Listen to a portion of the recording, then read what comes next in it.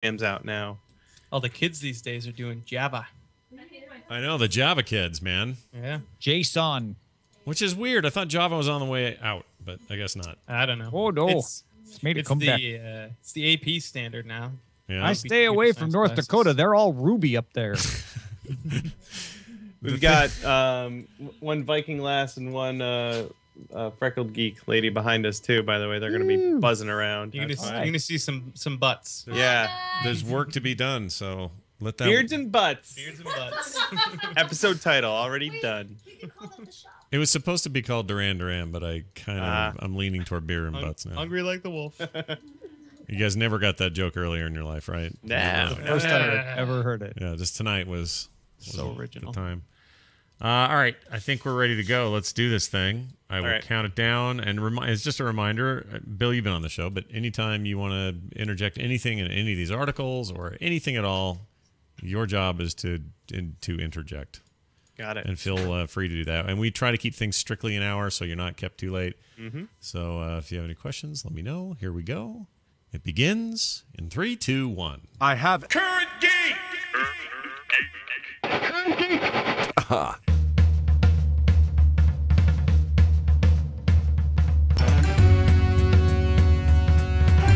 Oh, hello everybody. Welcome back to Current Geek. This is Current Geek, the weekly proceedings and the meetings of the Frog Pants All-Stars, geeks of the world and you, to keep you current on all things that matter most. I'm Scott Johnson. That's Tom Merritt. Hi, Tom.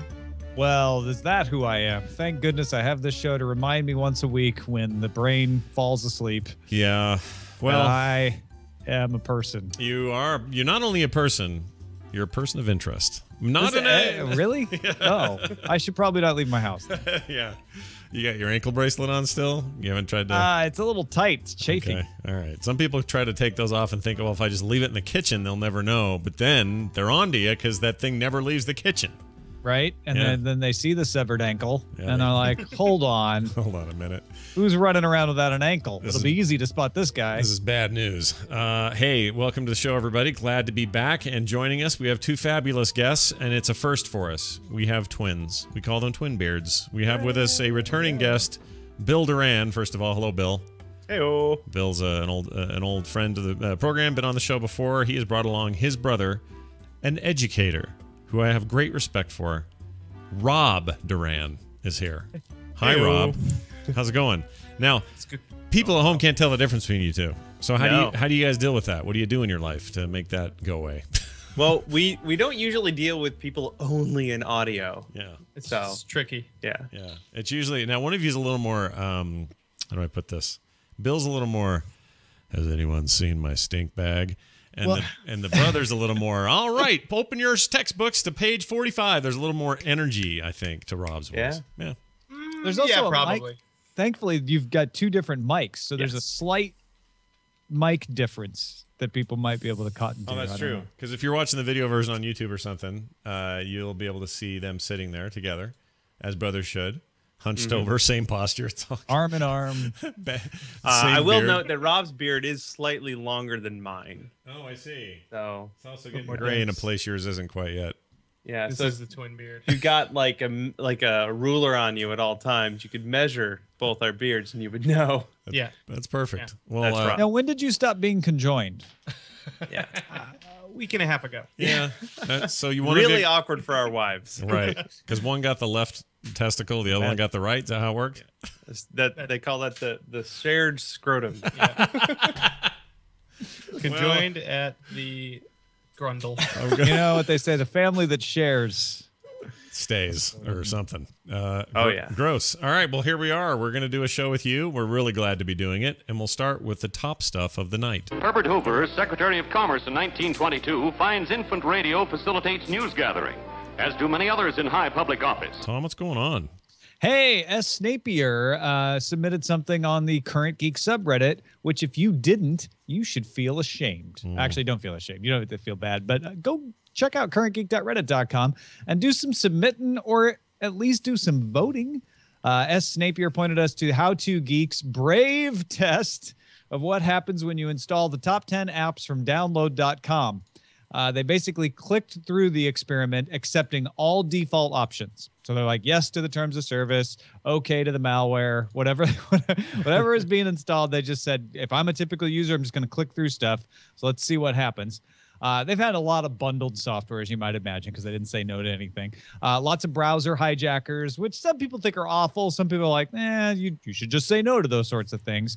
But 2 downloads, YTD Downloader and Free YouTube Downloader, were blocked by one of the other top 10 downloaders, Avast Antivirus. So that's not good. What a weird idea. But I've actually kind of wondered since, download.com's heyday was a long time ago. And that would be a place you would go to get, I don't know, I'm trying to think what I would get there. It would be like weird little utilities and things that now we either don't need or they're found in more secure places or whatever.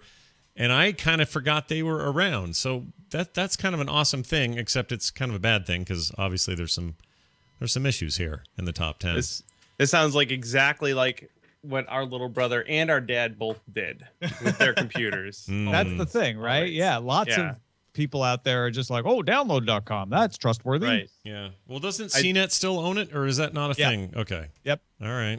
My mother-in-law got something today because I got an email from the brand new laptop that I gave her that I mentioned I deleted everything. I deleted Windows stuff off of it. I got an email today like stuff's broken. Immediately, all I did was install. I'm like, oh no. It. But I went to download.com. That's where you go to download stuff. Yeah, it used to be. It used to be a big deal. It kind of reminds me of, I want to say the last time I probably used it in any sort of meaningful way was back when I had like a Palm Pilot, because I want to say they had like they've got iOS and Android here. They used to have like a Palm Pilot category. They did. Yep. I used to get Palm software off of there too. Sure. So I can tell you the last thing I downloaded off download.com, I believe, was a demo for Destruction Derby. Yeah. It was on dial-up. Yep. It was in the mid-90s. There you go. Yeah. Wow. Great. So here's the solution to fixing this for your relatives across the country, though, right, little brother? Remote in. Don't do it over the phone. Remote in. Fix it for them. Tell them not to touch their computer, and then leave a picture of a naked man as the background image. Of course. That's the way to. That's how I do it. Okay. Final step. I've still got to do some stuff for my mom and her Mac. Maybe, maybe just maybe I'll take your advice. Yeah. We'll have to see. Big old naked dude. Yeah. Why not? Right. Well, I'm not sure she'd. Well, yeah, she'd still recognize what that is. It'll be fine. Oh, That's not weird at all. But Steven Depends on who the Spielberg. man is. I'd never want to see Steven Spielberg naked, but I would like to see more of his television projects. Tom. hey, yeah, BritJohn72 sent us the news that Amblin Television, that's Spielberg's gig, is developing a TV version of Minority Report for Fox. If you don't remember, Minority Report is the one starring Tom Cruise, based on the Philip K. Dick short story about precogs. Do See I crimes ever. before they happen. Love that movie. Yeah, it had puke sticks in it where you could poke a dude with a stick and he'd yak.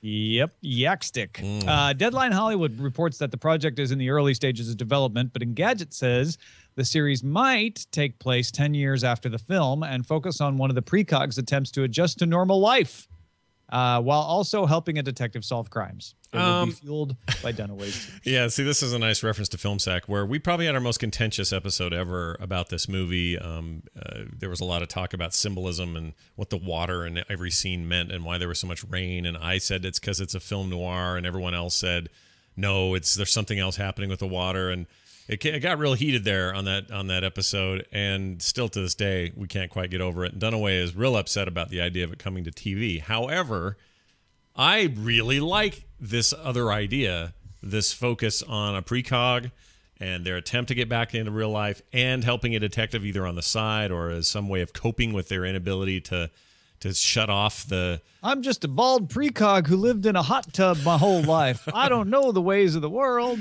Yeah, and then yells, run, really loud right in your face. No, they already actually did this story in TV format in Futurama. Did they? Yeah. That's true, they They did. did Futurama Minority Report. It's spectacular. Yeah. I wonder if this is I don't know. Do you think this would hold up? Do you think this is, because a lot of people they hear, this was a movie, now it's a TV show. If you don't at least try to recreate those characters from the movie and have some of that plot in there, that that it's not going to work, it's not going to go. There's certainly examples of that working. I mean, I guess MASH, the number one and most important character in MASH was the war, right? If you didn't have the war, then you just had after MASH, and that was garbage. This seems like a thing where if you don't have Tom Cruise or you don't have your cop running from the law because now they think you've done it, spoiler. I don't know. Maybe this is the kind of movie that doesn't translate well. It's difficult for me to get my head around it. I suppose it just needs the right people. I think the premise is strong enough, though. Just the whole fighting against what would be like a prophecy thing. You could make a procedural sort of episodic show around that. Well, and I guess the idea could be that the precog is not supposed to. It's no longer kosher for the precog to see the future, but on the sly, he helps a detective using his talents, or maybe even just the experience of having known so many crimes in the past. And then every time the detective runs out to the liquor store and says, "What do you want?" he yells, "Rum!" All right. What was the show where the guy got the newspaper a day early? Oh, early edition. Yeah. Basically, it's that, right? Yeah, kind of. Kind of is. Yeah. Now that you mention it, Just go watch that. It's like early edition and medium smushed together, basically. Yeah. Right. Neither of which were all that great, but I think they ran back to back. Here's my final question about this. Vote. I want a vote. Do we think they'll have the little wooden balls that will predict either a murder of passion or a crime of, I can't remember what the other one was, it accident or whatever? Or what the brown ball was like, it just would happen. Well, they're not. He's off trying to adapt to real life, so they're not in the tub anymore. But I guess so. If you don't have all three precogs and everything goes to crap, is that the deal? I don't know. Well, I don't think the precogs are allowed. They're like gone. There's no more precog tub. If you want to do something weird, everybody out of the pool. Go read. Go read. Sorry, my mind went 12 places. I wanted to say something, but I won't. Go read the Philip K. Dick original short story. It's nothing like this. It's nothing like it. And I wonder how much they may swing back to the original material, because the movie is way different. Just like, well, a lot of Philip K. Dick stuff gets totally changed when it makes it to a film, especially the big ones. So I don't know. Worth picking up, and I'm pretty sure you can get it on the super cheap on, oh, look at you, Tom, with the actual book. That's fantastic. You said go read it. Yeah. Oh, no, I've got mine right here. Look, I got a copy right here. Oh, it's, yeah. Wow. This is a book called Guns. That's awesome. Did you get that for modeling and stuff? Yeah. Yeah. I forgot to mention this. Bill is a professional prop maker and modeler, and he does really rad stuff. So I could see a book called Guns in your house, but there are people I don't want to have a book called Guns in their house. Certain personalities, if you know what I mean. That's all I'm saying. I'm Tom, right here, Scott. I'm right here. You're in the same room. All right. Elon Musk is my favorite perfume, but it's also a guy who has stuff to say. What's going on? Yeah, let's go from sci-fi to reality. Mike P. Kennedy let us know Elon Musk took to Twitter this week to announce the building of a Hyperloop test track for both companies and students, most likely to be built in Texas. He also mentioned the possibility of holding an annual student Hyperloop pod racer competition. And if you don't remember, the Hyperloop is the idea of taking this big car and basically like a pneumatic tube, sending it from Los Angeles to San Francisco in like an hour. Oh, this was his. Okay, we actually talked about it on the show back when everybody was calling him a little bit crazy for coming up with an idea that he thought would replace mass transit, which was they were people tubes. And then this must be the next step in that. I thought he was just having a mind fart. I didn't know it was actually. He put it out there and said, "I'm just letting people know. Like, here's the concept. Go for it." One group in California has been working on it, but they don't even have a prototype yet. So this seems to be his way to goose the project along. Like, all right, fine, I'll build a test track, and like he's really trying to urge people along. He doesn't want to run the company himself. It sounds like he just kind of wants to get the idea rolling. So I got it. Bill Duran. Yep. Tubes himself to all the cons in his costume in real time. So it's like a Futurama. Yeah. Totally, dude. Just imagine like I don't know. What are you being lately? What is your whatever your suit you're wearing right now? Just fly that thing to Dragon Con or whatever. Fly it back. Oh, yeah. This would be a big boon for you.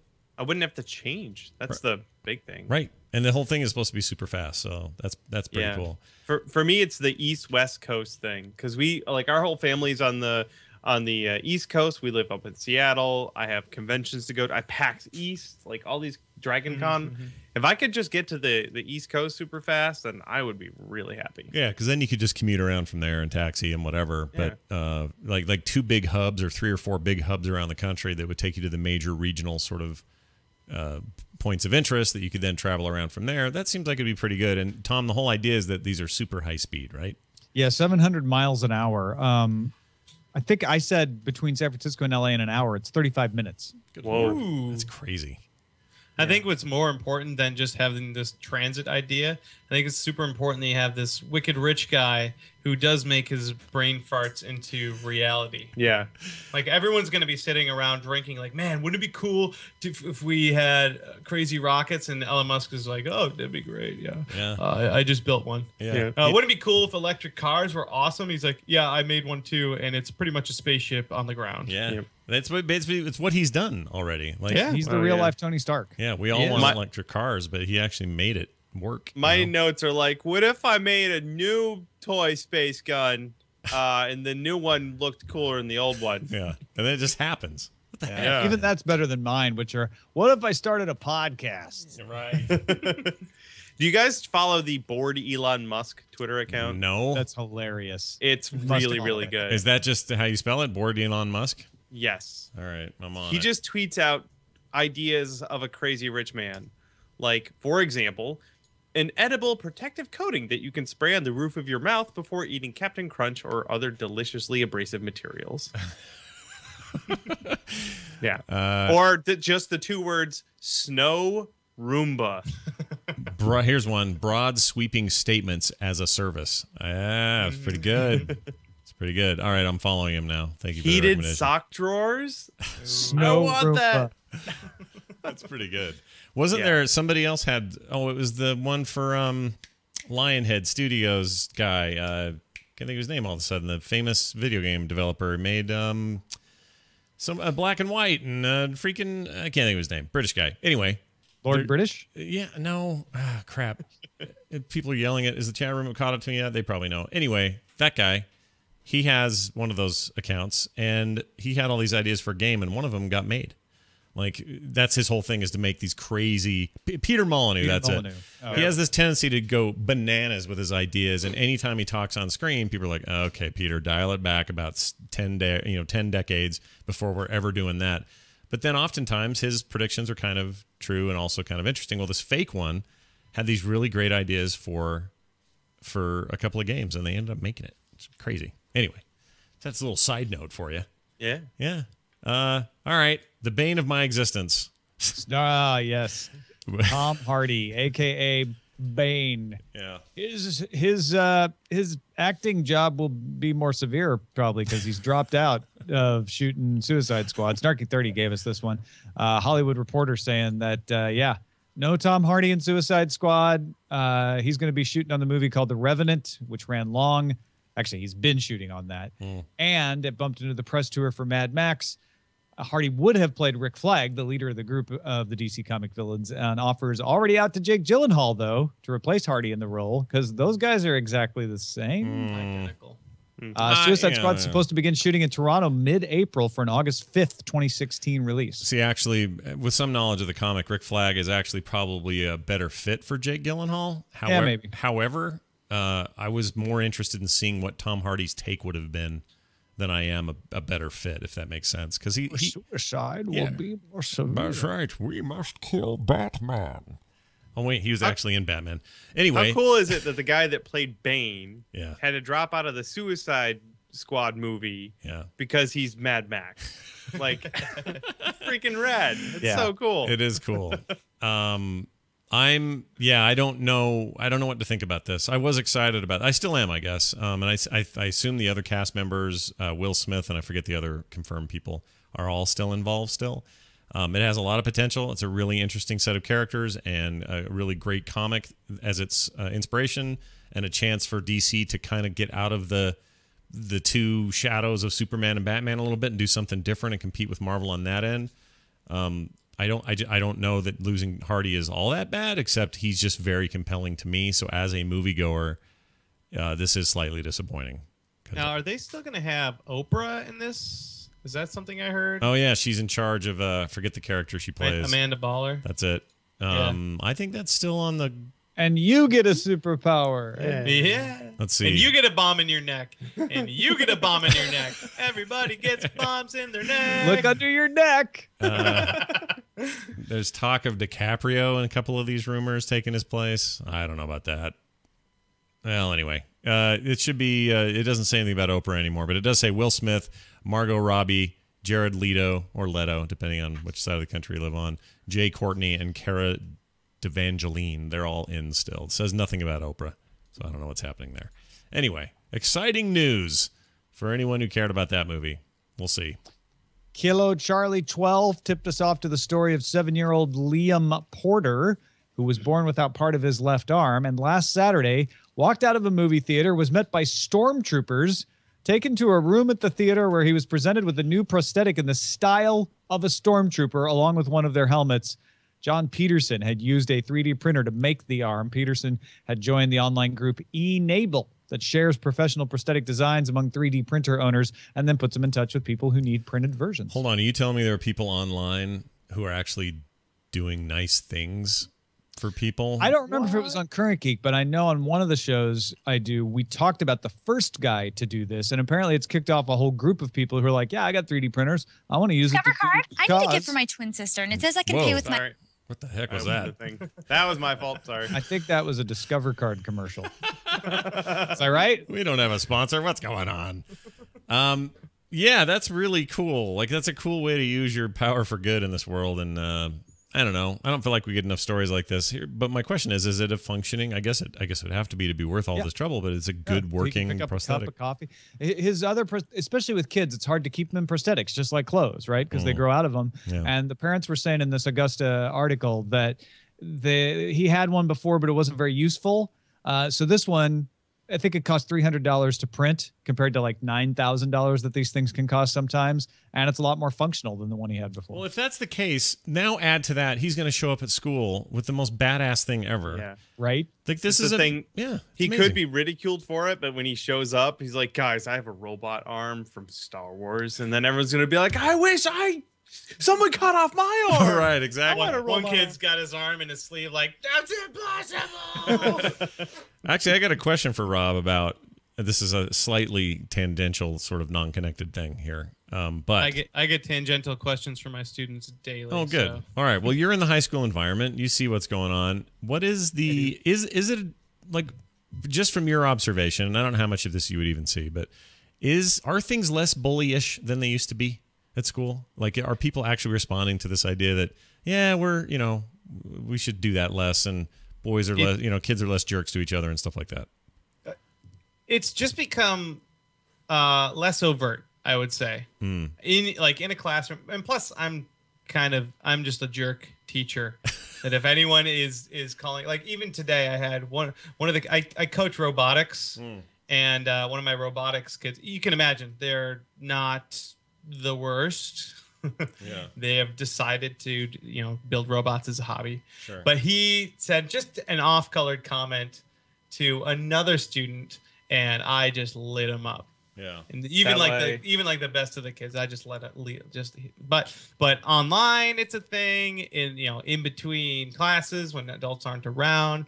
It's an off-campus thing. Like at our school, fighting isn't a big deal, but it's the kind of thing where the kids will look at each other and then they'll know that 3:01 p.m. they're getting off campus to slug it out. So I have a psychologist sister who suggests that they actually need. She's not obviously a proponent of bullying, but she says kids need a way to learn why that's bad. And the only way to really learn that is sometimes to go through it either as the bullied or the bullier. And she has a lot of interesting thoughts about how it does, as much as we can now make it more of a surface thing where your class is more controlled and kids are less overt about it. Like you said, they subvert into these areas online or whatever to do the same thing. And her point is, that this will probably never entirely go away. It doesn't mean it's good, and it means you should light them up because that's where they're learning. Mm-hmm. But I find it fascinating that it's almost they've been forced to take it underground a bit because they can't help but not do it. Like they have to still do it because it's part of their DNA to compete, to figure out what it means to be the one everybody likes, the one everyone hates, like all of that social stuff, which can lead to real trouble for some kids, but for the most part evens us out into adults eventually. It's interesting to see it go to these darker corners where we perhaps have less purview. Yeah, it's a weird thing. Like teenagers in general just do have a lot of weird brain chemistry going on. They turn into, like, they don't know what's happening, but they turn into these weird, freaky reptiles. And I always assume that if ever given any decision at all, they will make the wrong one. Yeah. I just assume that. Whenever they make the right one, I let them know. I congratulate them. Shake their hand and send them on their way. But I assume that they're gonna lie. I assume that they're lying pretty much always, and that they are doing the wrong thing no matter what. Yeah. Maybe they'll take a swing at their teacher. Maybe they will. Maybe, yeah. Speaking of bullying, does fighting happen in high school? Well, not so much, but I did get slugged in the face once. Wow. By a kid. But it wasn't in the teacher's lounge by, Nope. No, he said by a kid. Okay, By a great. kid. I did get slugged in the face once by another teacher. Brilliant. But I had it coming. I did join teacher fight club, so I guess I And it was probably should have by expected- yourself. You just Yeah. Yep. And now you're talking about it, which is the one rule you had to break. Nice job. So when you got slugged in the face, was it just like a typical kid acting out that escalated, or was there something behind it? No, it was a kid that had some other issues, and he was wound up, and I didn't notice it at the time, and all I wanted to do was to be like, dude, don't wear your hat. You're not supposed to wear your hat today. And I accidentally embarrassed him, and he was wound up, and he already had weirdo issues, and I was like, whoa, sorry, man. And I walked out the hallway, and he didn't have any of it. He just followed me out in the hallway and punched me in the face. Wow. At which point, I stood there, and I was like, all right, let's get this over with. Yeah. 2 shots in the jaw, and then I was like, I'm leaving, man. Yeah. What, he hit you in the jaw twice? Twice. Dude. So what happened to this kid? Take him right down to the principal's deal? I mean, like, principal's office is like, oh man, you said a bad word, or you were disrespectful in class. No, he was then placed into an alternative educational environment. We'll say. Okay. Yeah. Oh, this is great. We're getting the He was taken away by stormtroopers. This is the underbelly of modern education. This is fantastic. Well, I'm glad you weren't. He was the droid they were looking for. Well, I'm glad you weren't wearing Google Glass at the time, because that would have been bad. So wait a minute, you guys did not seem very excited about the 3D printed arm thing. It's awesome. I think it's rad. Okay, all right. Yeah. We just got distracted. It's cool I because considered sawing off my own arm. Sorry, we got real for a second. yeah. I was expecting this to go with Rob talking about like making Iron Man arms for people. Yeah. Or something. Well, he is the coach of the robotics That's team. true. And I'm actually currently learning how to program Arduinos so that I can make my Iron Man suit fly, I'm hoping. That's We'll amazing. see. That's Or at least amazing. open. Or open. That's or amazing. lights can blink. That's totally cool. When if you you nail that flying robotics coach, is that because you guys compete, or why the title do. coach? Okay, is that the main reason? do. All right. Yeah, we have actually, we're in the middle of our build season. Every year they display some rules to whatever the game of the year is.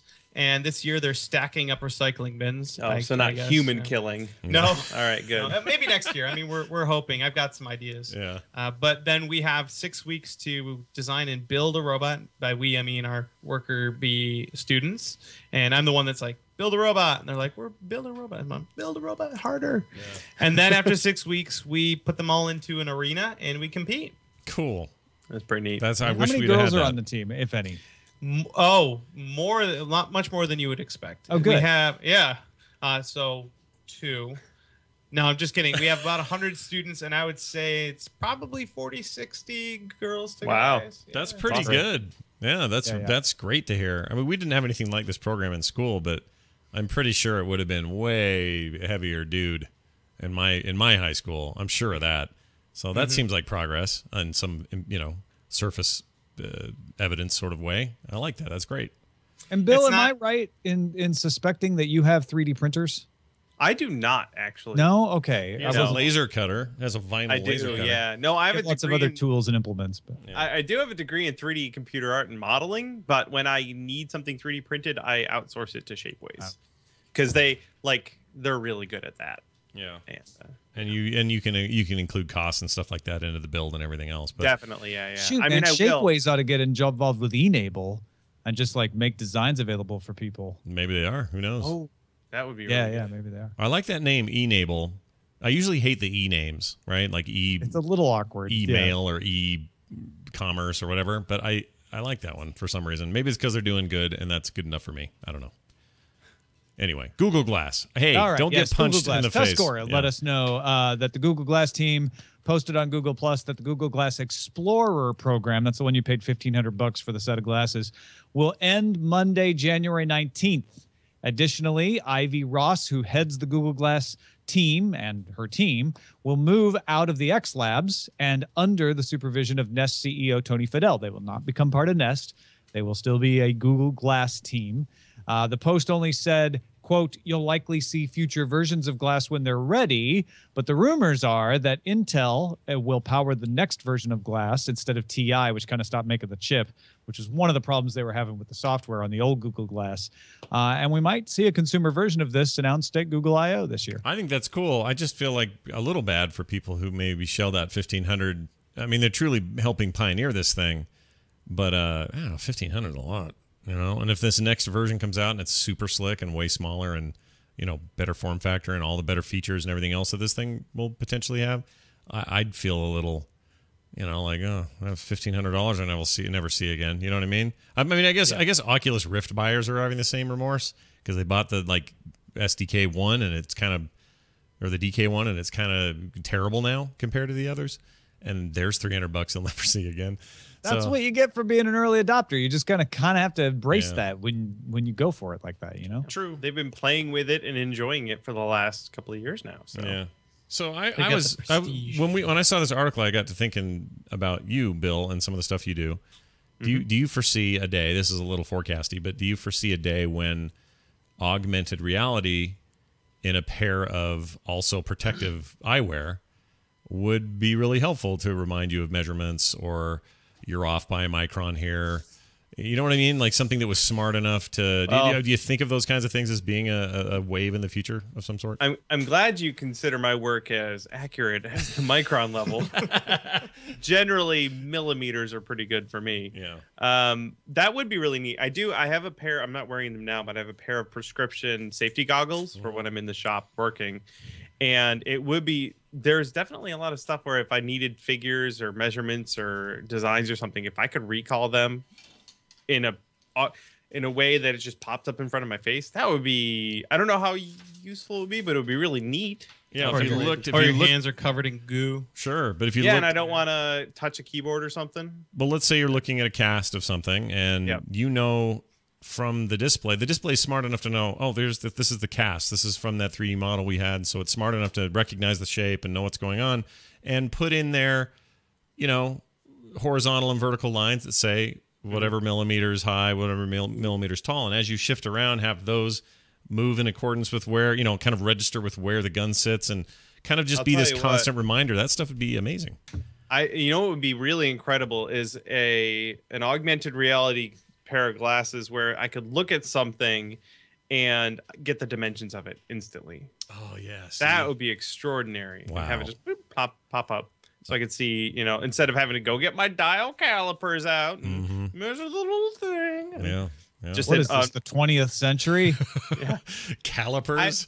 I have a digital pair of dial calipers, and the battery died on it, so I don't even use the digital part of it anymore. I just use the lines on it like a caveman. Yeah, like you're charting your course in a ship. It's amazing. Yeah, just to overlaid dimensions on stuff that I'm looking at would be amazing. And then I could use it everywhere. I would already know what the dimensions of everything are. I could just look at... Be like Neo looking into the Matrix. Yeah. And Coach Duran over there, you could have these on, and you could tell when some kid's cheating because it would light up and go beep, beep, beep, like Terminator style, and point them out. Actually, I can usually tell when a kid's cheating because they're staring at their crotch. And no one's crotch is that interesting. No, nor does it have innately the power to tell you the answer to anything. You've got to have something else there. Yeah. I'll tell you what, when they have safety goggles that can overlay dimensions, I will be right there to buy it. And I will pay $1,500. Sure. Would you pay like $3,000 for it? Why are you saying $3,000? I don't know that kind of. Do you have one? No, well, no, but I'm just saying. I feel like the technology I'm describing is much further down the road than anything glass will do at retail. So I just think that's stuff. I mean, you may be able to find. I guess what I'm saying is there'll probably be a consumer-y thing, and then there'll be some kind of other thing that Bill would get that's professional. It's like me buying a Wacom versus me buying a pad of paper. You know what I mean? I think that we are going to see a lot more out of Google Glass than we expected. I feel like what Google was doing this whole time has been misunderstood. A lot of people feel like, oh, Google Glass was a failure. It was too expensive. It was wonky. It never worked. And Google never said this was near the final version. They're like, this is a beta. This is how we learn. They learned a lot. They collected a lot of data. They have hired, as far as we know, they've hired Intel. They've definitely struck partnerships with style companies like Diane von Furstenberg, and they're continuing to keep their enterprise program of Google Glass going. So I fully expect the opposite. The internet's basically been saying glass is dead. Glass is dead. No more glass. They killed it. This is just they're trying to spin it like it's not dead, but it's dead. I think it's the opposite. I think Google I/O probably this year, we're going to see a lot of different versions of glass. And that's where it's interesting what you're saying, Scott, because I feel like, yeah, there's going to be like a stylish consumer version that does, basic things. And then there's going to be a pro version, and there might be other like enterprise versions. There might be some kind of like, industrial version that helps you with measurements and stuff like that. I think we're going to see an explosion of these things. Was there ever any, I probably could look this up and I feel dumb for not knowing this, but was there ever any talk about what they would do for people with, heavy prescriptions and things? It feels like it's a thing that's great for somebody with 20/20. Oh yeah, there's already prescription versions of Google Glass. Okay, I wasn't aware of that. So if I before they shut the program down to do the next version, if I had spent $1,500, could I have opted for that to have it? Okay. You would, and the problem is you'd have to pay for the glasses and then the $1,500 for Google Glass on top of it, right? Oh. And I think that has been a problem with Google Glass is people feel like it's way too expensive and it's not consumer friendly. And I feel like the engineering minds of Google are like, yes, of course, that's because it's an open beta. Like, I don't know why they're charging people $1,500 for it, frankly, but the idea has never been to make it consumer friendly. It's always been research. I think they probably do it the same. Seems like a weird comparison, but it's the same reason Blizzard charges you $60 additional for every character you want to boost to 90, because they're trying to limit, kind of in a weird way. They're trying to limit who's doing it and how often they're doing it.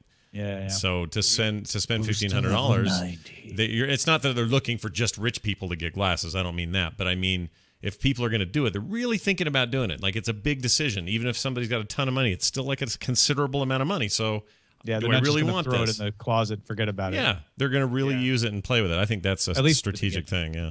Well, there's a lot to be said when you're releasing a product and people say, I really want that. And you're like, well, how much? Because we want to know if you really want it. Yeah. Well, $1,500 want it? Yeah. I want it in theory. I've always wanted it in theory. I feel like I should not be an early adopter on this one. So we will see how it all turns out, I suppose. I'm still throwing all my money at Google Cardboard. Yeah, right? Yeah, oh yeah. Yeah, that thing was worth cool. Every penny. Good. Too pricey for me. Invest. Invest now. Oh, look at this is. America scores and wins.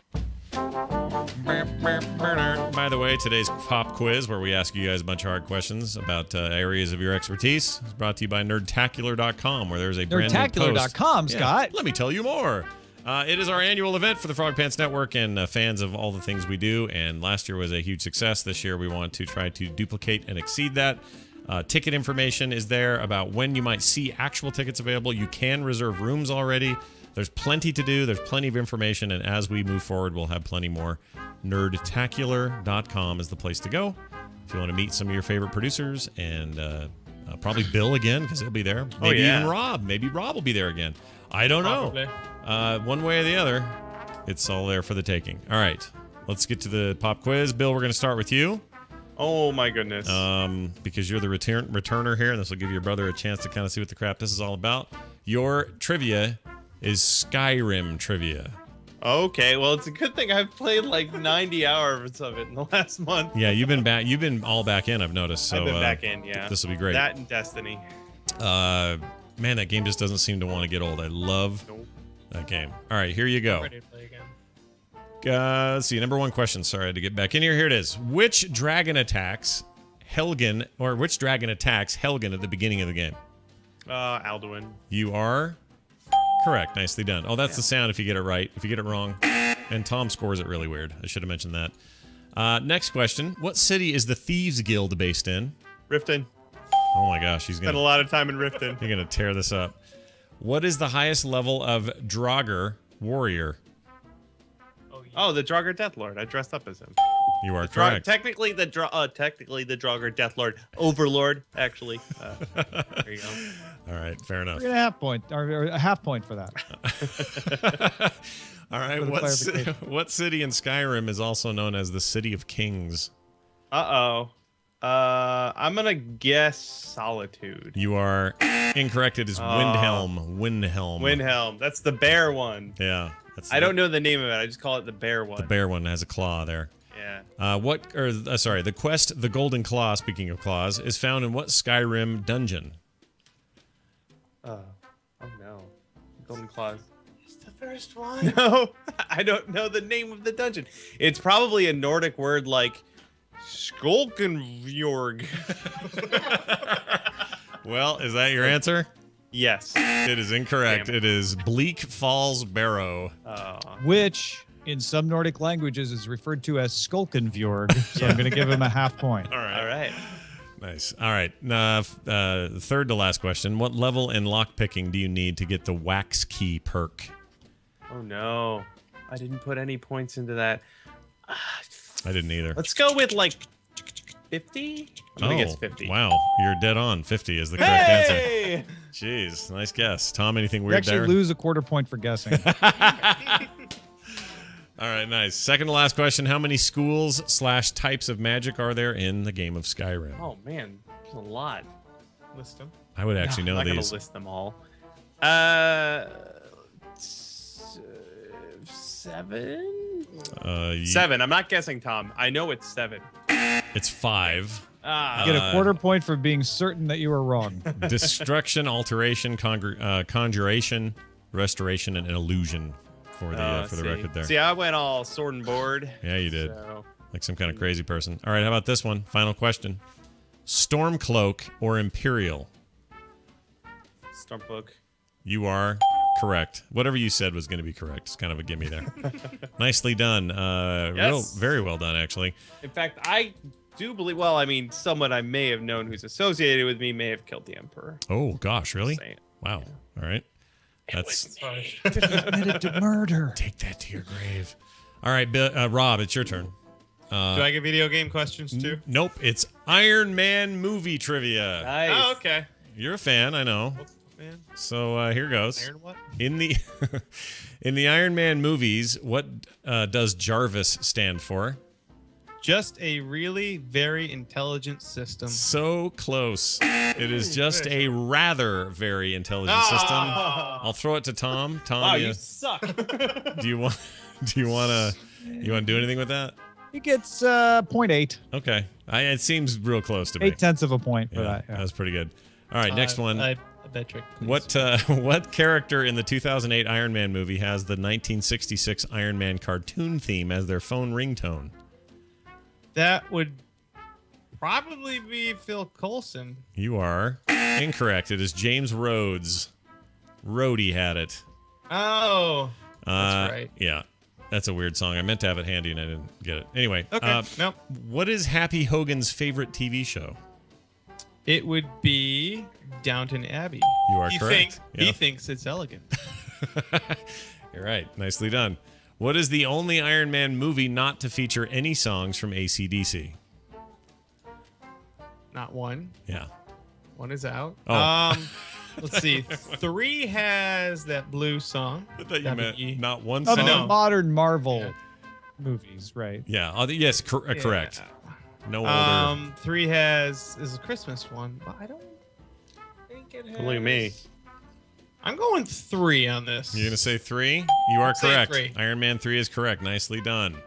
When you said not one, I thought you meant, not one song? I thought that's what you meant. Nicely done. That was a little sneaky. What kind of metal is poisoning Tony Stark in Iron Man 2? Palladium. Jeez, look at you, dude. The nerd of the school over there. All right. Is that a real? That's a real metal. Making sure. Is it an actual one? All right. Rob has the periodic table of elements in his wallet. The Palladium is also a place I used to go dancing when I was a teenager. There was this local place called the Palladium, and there was lots of girls there. I remember. We had a Tonight at the Poisonous Palladium. We had a local newspaper called the Palladium Times. Oh, really? Yeah. Were they good? They're not around anymore. All right. That means anything. Tells us all we need to know. All right, how about this one? How many post-credit stinger scenes has Tony Stark / Iron Man been featured in? So Tony Stark either as himself or as Iron Man. He was in Iron Man 1. He originally with Eye Patch guy, Nick Fury. He's in Iron Man 2 where he's interviewed again by Nick Fury. In 3 he was getting what was he talking to? The Hulk guy, Bruce Banner. Right. In the Avengers he was Shawarma Ing. All right. But was he in any of the other Marvel ones? I don't think so. I'm gonna say 4. You're gonna say 4. You would be incorrect. It's 5. There was one more. He was in the original Captain America 2011 with General Ross. It's too bad. All right. Second to last question. So sad. What version of the Iron Man suit does Tony Stark use in the final battle of the Avengers?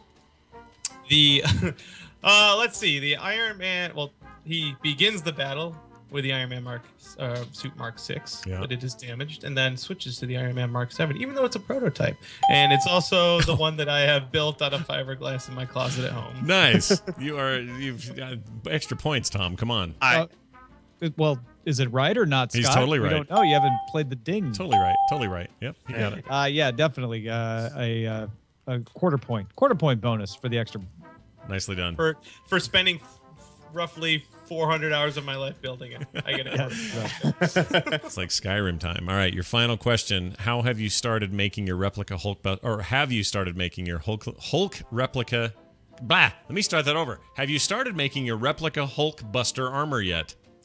No, but I have been reading several forum posts on the replica prop forum about it. So doing research. I've been researching. Yeah. All right, well you both I lack the garage space for what people are estimating is anywhere between an 8 and 15 foot tall costume. Oh gosh, really? Wow, that's out of control. All right, and he's been told under no uncertain terms that he is not to be making that in my already cramped shop space. I see. I wondered if I sensed a tone of that happening there. You both did really well, but Tom is the final judge. How did they do? Wow, this may be the closest we've ever had. I might even say they're almost twin scores. Oh. See what Anyway, Bill with 6 and Rob with 6.05. Whoa, my gosh. The SAT's all over again. Yeah. It's all of high school over again. Nth Mike in the chat room says they've got a correction. Nth Mike, what is the correction, sir? Hold on, let's see. I can't find it. He actually did it. What does that mean? I'm trying to find it. Scott read it wrong. What are you talking about? Objection, they're saying. No, Scott. Hulk. What? They're just saying that there was it was in the Hulk movie, but it's still fine because you said 4, I said 5. It's still the answer. Yeah.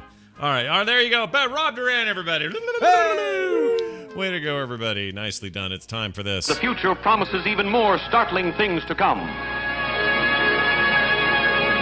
This used to be a show. It's now a segment. It's called Forecast. It's where we try to guess what the future of technology or other things in our life might be. Near future, far-flung future. I did today's, and it will be that we will fabricate nearly everything with advanced 3D printing by the year 2035. And I mean everything. If you need to go, your trash compactor breaks, you will be able to essentially make one, or at least maybe the parts to repair the one you have until you need an entirely new one. And when you need that, you'll be able to make that as well.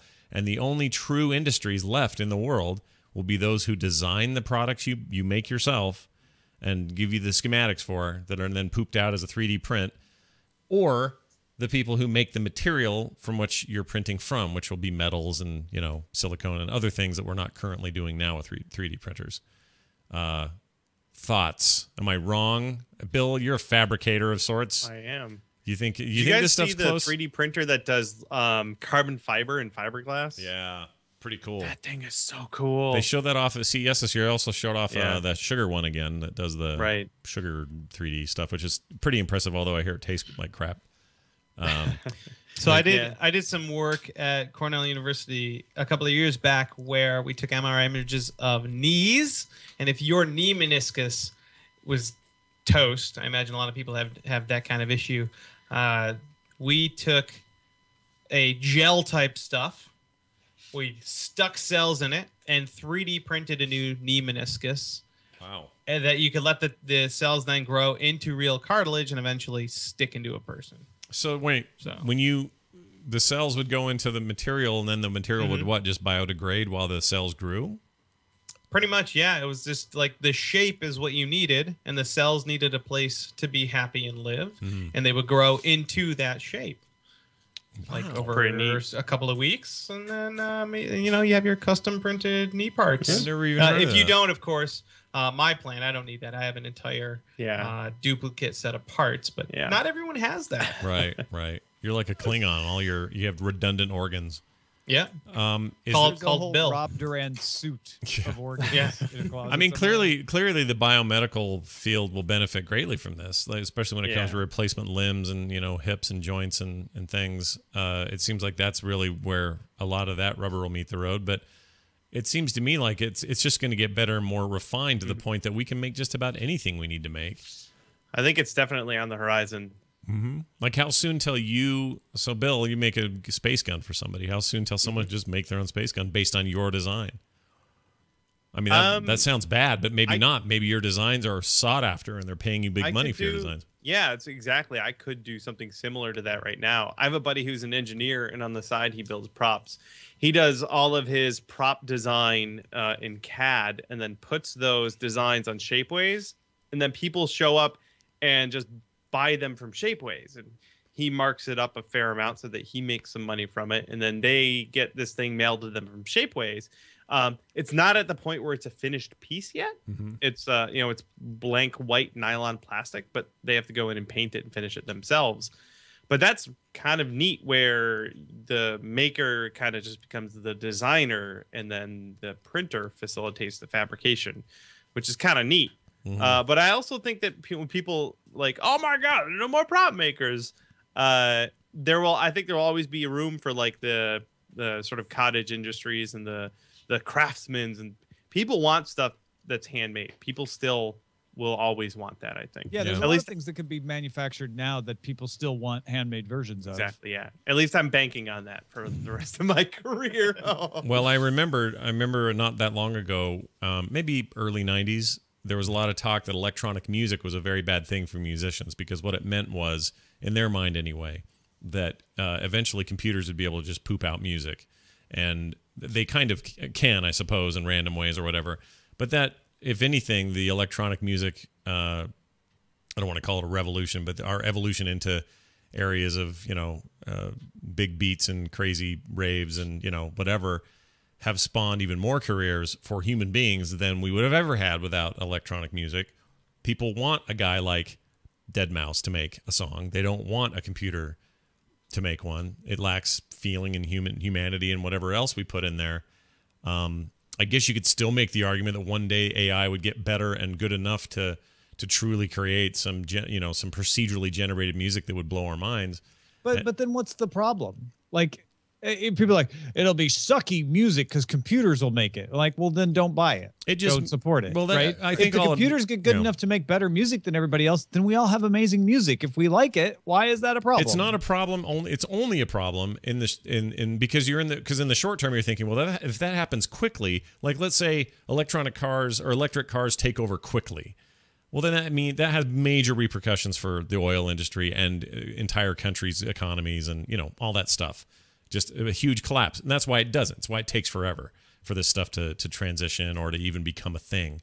And I would say and then things don't go away that you think will go away. Look at vinyl. Yeah, exactly. Vinyl actually had an increase in sales. We had like a huge sale of vinyl. When I say vinyl, I don't mean vinyl toys. I mean records, albums. I have like 8 rolls of vinyl over there. I mean, it's vinyl stickers, but you should put it into albums, man. Right. Yeah. Melt them down. I guess I can just see the short-term freak out is like, oh no, you'll be able to print anything. Well, then what am I good for? But then, I thought a lot of people, when I was starting out in digital art, everybody was like, oh, these Wacoms and these computers and this stuff, it's just going to replace talent. You won't need any talent. It'll just happen. And that's not true at all. It's turned out to be completely wrong. It's just a tool. I'm really excited to see as this advances further and better. I'm just really excited to see what other jobs spring out from it, what other crafts, what other I don't know, where can people take it, really, is what I'm thinking. Yeah, when you're freed especially from having to do it in the manual way, what do you use that extra capacity for, right? Yeah, I'm excited to see what it turns into. So yeah, bring it By the way, Nocturna in the chat room says, so the world is going to be plastic. I mean, a lot of the 3D printers do extruded plastic right now, but that is not all they can do. They can do metal. And Scott just mentioned they can do sugar. They can do all kinds of things. Some are spinning glass and doing things with all sorts of materials. That has never been an issue for me, that we would be stuck with polymers the rest of our lives with 3D printing. That's just the thing we start with. It's easily meltable. It's relatively cheap. You can spool it. Like, there's all that stuff. And we're not thinking, that much further ahead about it. But it's like anything else. Like, everybody thought, I mean, I hate to bring up this age-old potato from the 40s, but people were convinced that radio would be destroyed and murdered by television. Right. And it went kind of not that way at all. And not only that, but there's such a creative outlet with radio and audio now that you could argue that it's kind of a more brave medium. There's a place for that, and there always will be a place for that, because it turns out it's actual kind of art unto itself. And TV didn't just automatically mean, well, now that we can see stuff, what do we need just audio for? I think a lot of things turn out that way. So I figure when the wheel came along, people are like, this is going to ruin walking. Nobody will walk anymore. We got this wheel. I don't like it. Yeah. Kill your horse now. It's a human thing to do. It protects your immediate survivability, but the long term usually doesn't work out that way. So but Tom, you said it exactly right. This 3D printing and the advancements we make with it will free the minds of creative people so that all of the drudgery of it is gone, and what's left is just the pure creativity, and then real business happens. Then real cool stuff happens. So you're fine, Bill. Don't worry, dude. You're covered. It's going to be awesome. Yeah. I'll be excited when the 3D printers can make tea Earl Grey hot. Yes. Me too. Nice reference. We did get one email this week. Came to us at currentgeek@gmail.com. Keep those coming, please. You can also leave a voicemail as well, 801-471-0462. Brent wrote in, says, Dear Tom, Scott, and guests, why does everyone love Doctor Who so much? I just don't get it. What's wrong with me? Brent. I've never watched it. So I really haven't either. Yeah, that's all you've seen. Tom loves it. But I mean, it's like first of all, Brent, not everyone has to like the same things. It's okay. He's feeling the pressure, not to like though. the same things. He's feeling nerd pressure right now. He's feeling it. I know. Don't let it get to you. Yeah. I have a friend, a really good friend, one of my best friends in the world, does not like Star Wars. Whoa. Oh, I know who that is. Yeah. Is that Roger? Nope. No. Not right. No, he likes Star Wars. Who am I thinking of? I know who it is, though. Well, it's CJ. She edited the Sword and Laser anthology. Right. People are like, what? Right.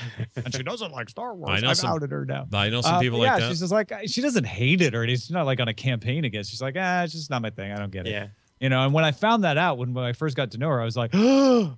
Yeah. But you're so good in other ways. But you know what? Like, yeah, it's just not everybody likes everything. Yeah, they don't have to. When my daughter, she's 20, or met her boyfriend, now husband, 22. They got married just this last year, and when he told me he'd never seen a single episode or movie or anything to do with Star Trek ever, I kind of had a moment there. Oh no. I kind of went, oh, it's not gonna work. What have we done? I withdraw my approval.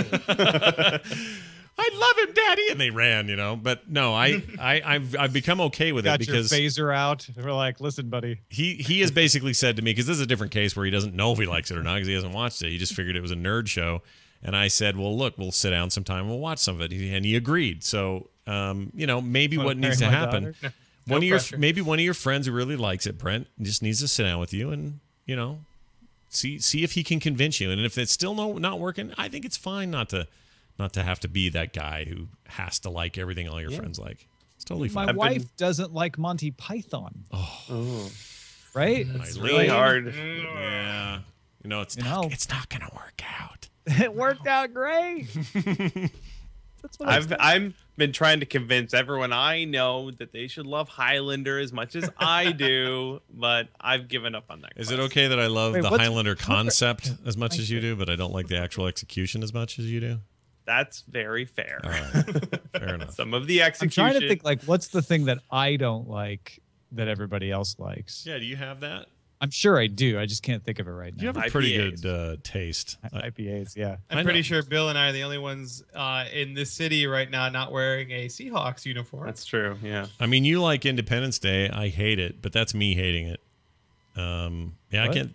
Yeah, don't you like Independence Day? You like all kinds of disaster movies, Tom. I'm trying to think of that. Oh, I thought you meant July 4th. No, not the day. No, the movie. Like, I mean, I don't have a problem with it. It's not like it's all right. I mean, I'll dress up as Uncle Sam. I'm not jingoistic or anything, but I enjoy a good holiday. No. Oh, yeah. No, I love Independence Day and all its flaws. Yeah. I am not going to pretend it doesn't have them. It has many flaws, and you like them. You're warts and all. And I love 2012. Sure. I love all that stuff. Stuff's terrible. Hey, watch the world burn. That's a good night. Give me some popcorn. We'll have to think more about that, what things Tom doesn't like that the rest of the nerdverse likes, and I can't honestly think of much. You're pretty in there. You're in deep. You know what my secret shame is I'm not really a hardware guy. Oh, like I don't really love, like, people love, like Ayaz Akhtar loves playing around with hardware, like putting together different pieces of hardware. I just want the hardware to do my bidding. I don't want to mess with it. Yeah, I'm kind of with you on that. I'm more of a software guy. I'll fiddle with software all day long, but I hate having to, like, mess with the hardware. But we all had our period. Like, let me finish that thought.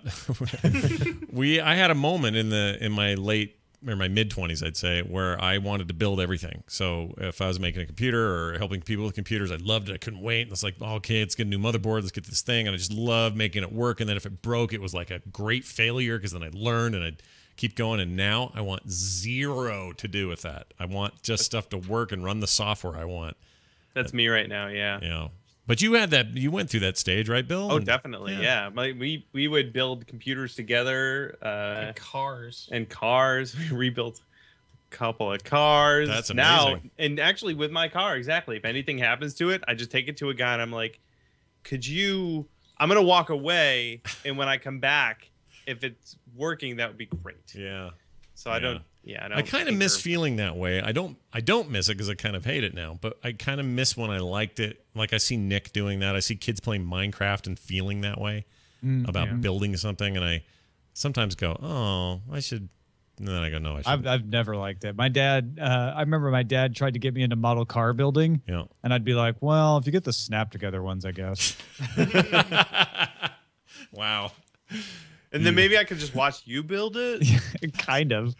It's kind of like make him build half of it. Party animal. Yeah. If you guys want to send your own emails in, ask us these kinds of interesting questions, you sure can. Again, currentgeek@gmail.com or our phone number 801-471-0462. And that does it for the show. The Duran brothers, everybody. Duran over there. Yeah. Let's tell people what's up. Bill, I know you're always got something going on. Anything you'd like to tell folks about?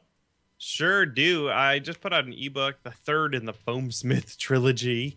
Gotta go get them all over on punishprops.com. All about making foam armor out of foam floor mats. So worth going and checking out and possibly purchasing. I love the term Foamsmith. I've always liked it. Yeah, I'm gonna have to copyright that. What do you trademark that? I'm gonna have to do that. If you can. Chinbeard on Twitter, of course. Rob, anything in your world you'd like folks to know about? How to follow you? My wife and I have a Facebook page called Duran Clan Creations. I'm currently gearing up for the Emerald City Comic Con. I'm making a Boba Fett helmet. Actually, I have that next door. I'm molding that thing, and I'm upgrading my Iron Man Mark 7, previously mentioned, armor for that event. Nice. That's very cool. I didn't even think about that. That's a good thing you could do is upgrade your armor. Yeah. Get as much out of that stink bag as possible. Yeah. Well, excellent. Where are you on Twitter so people can follow you? Smidge McDuff. Smidge McDuff. There you have it. Tom Merritt, anything going on your side of the world? Just reminding people that we're trying to get to our next milestone for the Daily Tech News Show Patreon, which will bring Scott on as a regular contributor on the show, and Veronica Belmont as well. Yeah. So head on over to patreon.com/AceDetect. That's ACEDTECT. Nice. I would just remind people nerdtacular.com is a great place to go. And yes, I am excited about that because it means I get my tech on if I can get on DTNS. And I like to do that occasionally. Thank you all for listening and being here. Be it live or later, it doesn't matter. We'll take you either way you come. Don't forget to go to our website, currentgeek.com. All our links are there, currentgeek.reddit.com. That's going to do it. Thanks, everybody, for being here. Oh, me and Tom on Twitter, Ace Detect and Scott Johnson. Find us there. That'll do it for us, for me, for Tom, and for our guests. We'll see you next time.